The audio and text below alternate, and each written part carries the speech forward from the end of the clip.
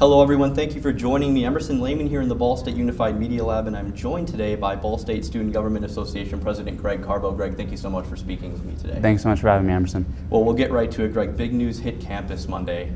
The Ball State University as well as the Interfraternity Council announced that 13 fraternities on campus would be placed on probation. Yes. Putting a temporary pause was the quote used to social events with or without alcohol. That includes socials, formals, anything really. Mm-hmm. And the reasoning in the document released to all IFC members was because, quote, behaviors that do not reflect the beneficence pledge to act in a socially responsible way, to treat each other in the Ball State community with civility, courtesy, compassion, and dignity, to respect the property and an environment of campus, or the values of the individual fraternities. Now, Greg, social media blew up, as I'm sure you're aware. Yes. Many Greek life members taking to platforms such as Twitter, saying it's not right to punish the fraternities for the actions of a few. Other students around campus, some in Greek life, some not, saying, you know, this is good. We're going to make a change. This is the university stepping in to make a difference. You're in a unique situation. You're the president of the Ball State Student Government Association, and you're also the former president of the Sigma Chi fraternity, which Yes. is one of those affected by the probation. What has this process defending both parties been like for you so far?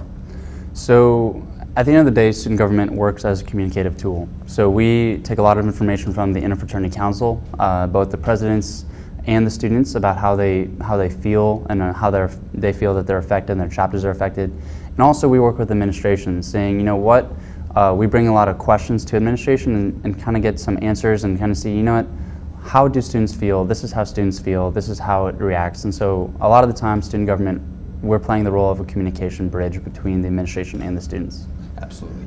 Now, university spokesperson Kathy Wolf, she said the probation was because of, quote, a trend or pattern of behavior that is unacceptable to the university, and she cited some of those behaviors that they're referring to, and it includes overuse of alcohol, hazing, and any type of assault, including but not limited to sexual assault.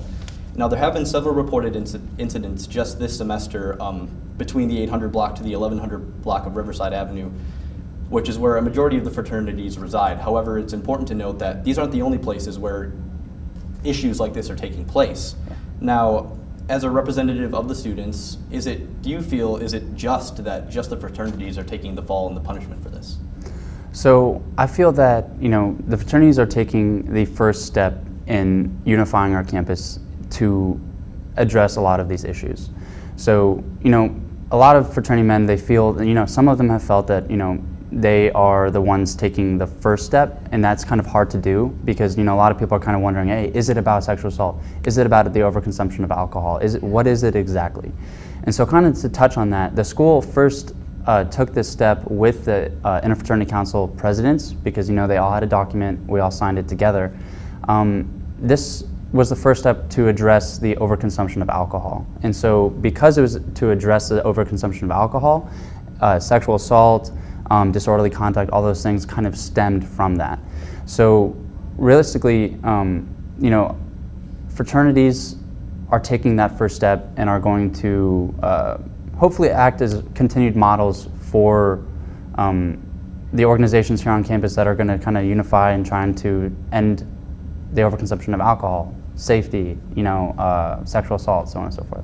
Now, you mentioned all 13 presidents had signed the document. Now, as a former president of a fraternity, when a scenario like this takes place, do the presidents have much of an option to defend themselves, their organizations, or is it kind of a you must sign this or face the consequences type of scenario? Well, everyone always has a choice to sign a document if they don't want to. Personally, I wasn't in that room, so I wasn't exactly sure what exact conversations were going on. But from a previous president, it's a give and take. You know, it is something that in stressful situations and intense situations when you have to make a decision on the fly, it really comes down to that is your leadership, you know, and that's leadership style. And so within those discussions with administration, each fraternity president did choose to sign the document. And whether that was from a short discussion, from an intense situation, that still is where that leadership is looked to and that guidance is looked for, and that's kind of what the decision was. And you mentioned safety throughout campus, and this brings me to my next question. Now, it came up in the SGA Senate yesterday, and Caleb Chowning, the off-campus caucus chair, addressed the issue of house parties around campus, and saying, quote, obviously people are still going to go out and have parties, just not at fraternity houses. Now, it's my understanding that the fraternities have a 10-to-1 sober monitor ratio, Yes. where there is one sober monitor for every 10 people. That's at all socials, parties with alcohol, things like that. Now, house parties don't have that. They're a free-for-all in that instance. So what does SGA and Ball State plan to do, if anything, to address that issue and make sure that incidents such as, sexual assaults, things like that aren't happening at these house parties on streets like Rex, Wayne, Carson, places where students are probably going to head to now that they can't party at the fraternities? Yeah. So personally, I can't really speak for administration on that topic because, frankly, I'm not sure exactly their means to handle that. I think at the end of the day, fraternities systematically have worked with administration to be, sober, have sober monitors, have sober drivers in some instances, and to also kind of be centered around kind of watching those environments. So as for the students that are going to go, say, other locations, I can't really speak on exactly how to address that because we don't know where the students are going to go yet. We're not sure. It's kind of speculation at this point if they are really going to go to Rex, Carson, house parties. A lot of students might stay inside for all we know. I think it's a little too early just to say, and I think a lot of Ball State students have their head on their shoulders, and hopefully, when it comes to safety and public safety, that we're all going to continue to watch each other's backs and be safe together.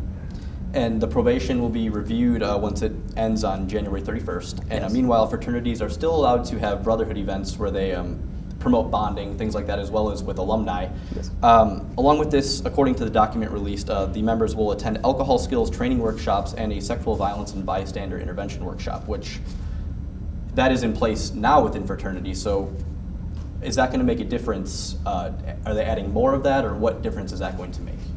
So I think where the difference that it can make is the fact that this is the first kind of instance of, say, a probationary period that has happened on our campus. This is a lot of people have said that this is the hammer dropping down, and this hasn't happened in the past. And so not only with this probationary period are we pairing it, is it being paired with kind of these workshops? I think it really puts an emphasis on those workshops. So. Just a little background. Personally, my own chapter, we have Step and Speak Up come in and speak to our chapter every semester. And I know other chapters have put on sexual assault awareness panels, have had open forums about sexual assault. And so it has been an important topic to a lot of chapters. But where this is going to be important, where this is going to show a lot of community, is the fact that all of these chapters are in it together, and all of these chapters are going to be attending those workshops together, not as one fraternity or one chapter, but as one unified interfraternity council.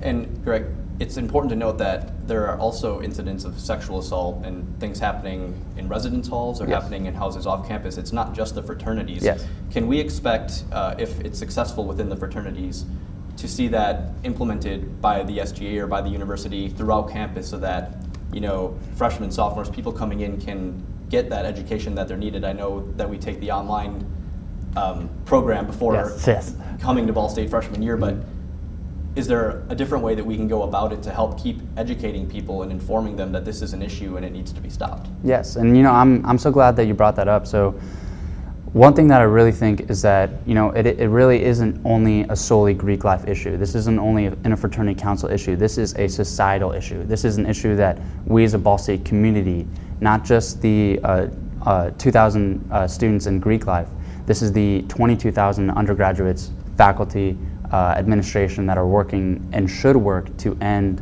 overconsumption of alcohol, hazing, or sexual assault.